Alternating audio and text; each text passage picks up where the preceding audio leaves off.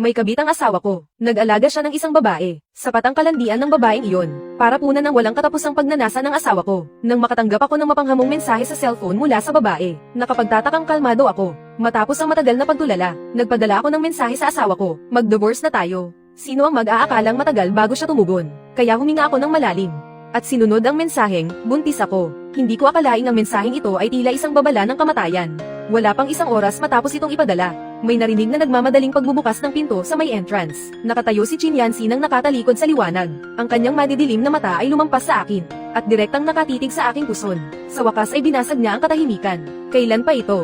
Ngumiti ako ng bahagya, isang napakatamlay na ngiti. 3 buwan na, biglang napatigil si Chin Yancy. Tila ganap na tumigil ang hangin sa paligid. Matapos ang matagal na sandali, muli siyang nagsalita, pero ang boses niya ay paus na. Chinghe, hindi nakakatawa ang biro na ito. Siyempre, naintindihan ko ang ibig niyang sabihin. Tutal, 3 taon na kaming walang nangyayari bilang mag-asawa, kaya imposibleng mabuntis ako sa kanya. Pero pinanatili kong kalmado ang boses ko, at isa-isang binigkas na hindi ito biro. Chin Yancy, nangaliwa ako. Akala ko ay magagalit siya sa sinabi ko, pero tiningnan lang niya ako ng tahimik. Biglang bumalik ang alaala ng nakaraan.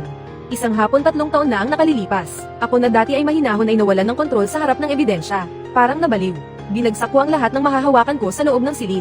Paus na tinatanong siya kung bakit niya ako pinagtaksilan. Pero si Chin Yancy, mula simula hanggang dulo, ay nakatayo lang doon nang walang pakialam. Tahimik lang na nakatingin sa akin. Habang nagwawala ako, ang sobrang kalmado niya, ang nagmukha sa akin na parang baliw. At pagkatapos, isang matinding galit ang tila sumakal sa lalamunan ko. Parang pinipilas ang puso ko sa sobrang sakit. Biglang nagdilim ang paningin ko. At sa sandali ng aking pagbagsak, akala ko ay mamatay na ako.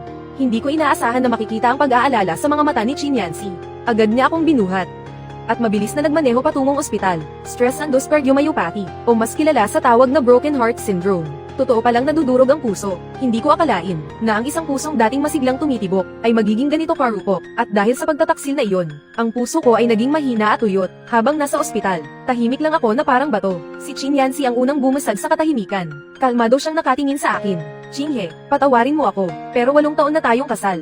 Matanda ka na, at nasa kalakasan pa ako. Karaniwan lang sa lalaki ang hindi makatiis sa tukso. Walang taong kayang kumain ng iisang ulam habang buhay. Kahit gaano mo pa ito kagusto. Darating ang araw na magsasawa ka rin. Sa sandaling iyon ay hindi ako makapaniwala sa narinig ko. Nabingi ako sa mga sinabi niya. Paano niya nagawang maging ganito carelax? Habang binibitawan ang mga masasakit na salitang iyon nang walang pagsisisi. 8 taon. Mula noong 22 anyos ako at pinili siyang pakasalan ng walang alinlangan. Hanggang ngayon na lumipas na ang mahabang panahon. Bigla kong naalala, noong hindi pa nagtatagal, puno pa ng pagmamahal ang tingin niya habang pinupuri ang ganda ko. Mahigpit niya akong niyayakap, at pinaplano ang pagtanda naming dalawa. Noong nag-aalala ako sa pagtanda ko, mapagmahal niyang hinahawakan ang mukha ko. Hindi tumatanda si Chinghe, kahit maging isang cute na matanda ka pa balang araw. Para sa akin ikaw pa rin ang pinakamaganda. Huwag mo lang akong ipagtatabuyan pagdating ng panahon. Sino ang mag-aakala na ang mga pangako ay mapapako lang? Sa huli ay inayawan niya rin ako dahil matanda na raw ako.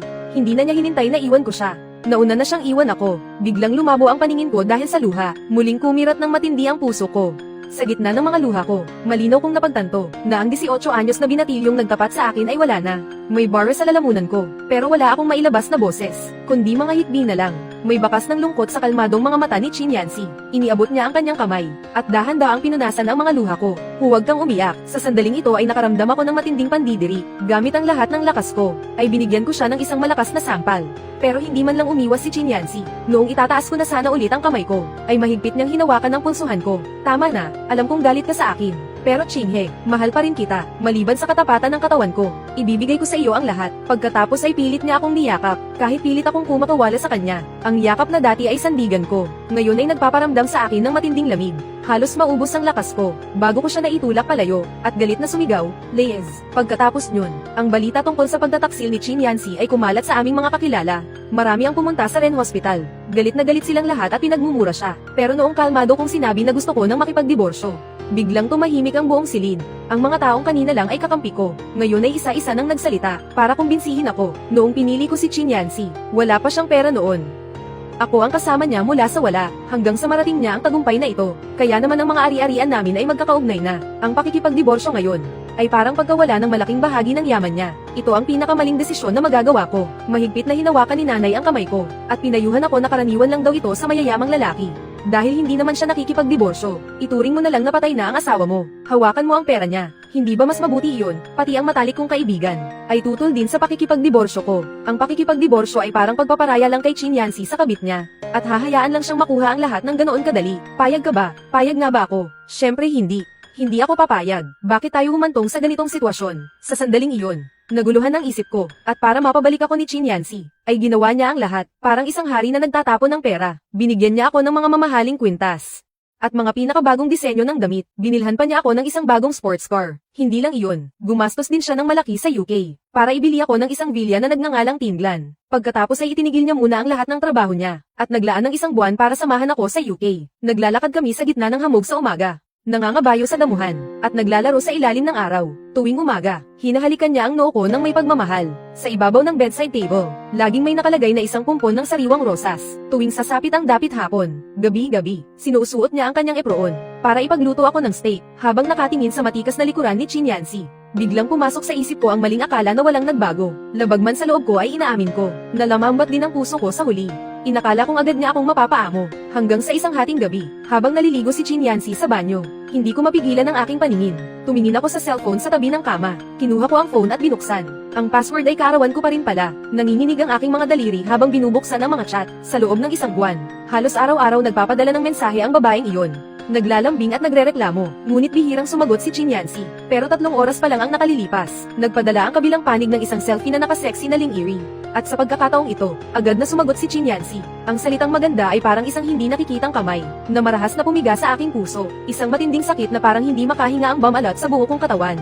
Muling bumalik ang pakiramdam na parang mamamatay na ako.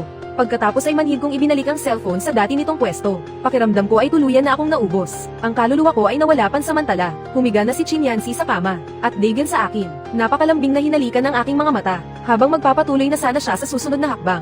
Malamig ko siyang tiningnan. Noong ginagawa niyo iyon, ganyan din ba kalambing ang paghalik mo sa kanyang mga mata? Biglang nanigas ang katawan ni Chin Yancy.